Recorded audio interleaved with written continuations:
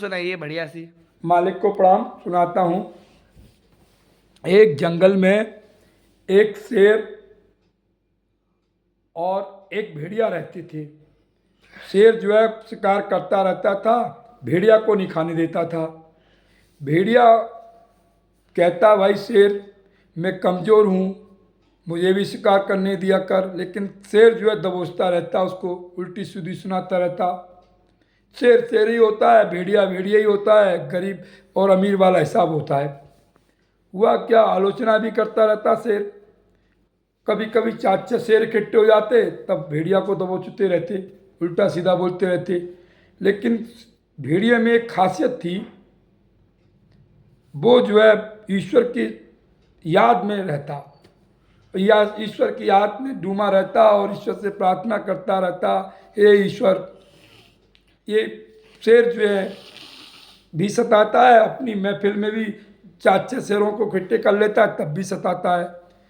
लेकिन हुआ क्या है भाई, मृत्यु तो सबकी निश्चित है, यही एक सत्य है। भेड़िया भी मरा, शेर भी मरा, दोनों मरे, दोनों के दोनों पहुंचे, दोनों के दोनों का लेखा जोखा हुआ कर्मों का। जैसे ही कर्मों का लेखा जोखा हुआ, तो भेड़िया के कर्म जो है उस ईश्वर ने देखे, और जो है देखा ये तो मेरी याद में डूबा रहता है, और इसने हमेशा सताया, पर इसने कुछ कहा भी नहीं, मेरी याद में ही सहता रहा। उसने उसे क्लीन चिट्ठी दे दी कि भाई वरीय और इसे स्वर्ग में ले जाओ, भेड़िया को स्वर्ग में ले जाओ। अब शेर के लेखा जोखा का बारी आई।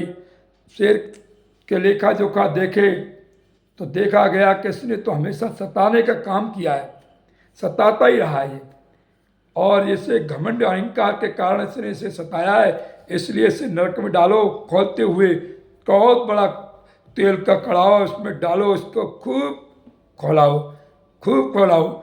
और वहाँ शेर चिल्लाता रहता, रोज भट्टी में झोंक कर डंडा लगा के। तो ये कर्मों का भोग है, भोगना पड़ता है। इसलिए मैं कहता हूँ कि देखिए भाई मनुष्यों, क्योंकि मैं आपको कहानी के माध्यम से समझा रहा हूँ कि अपना से कोई कमज़ोर व्यक्ति हो तो कभी किसी से भूल से भी मत सताना, क्योंकि कर्मों का भोग भोगना पड़ेगा।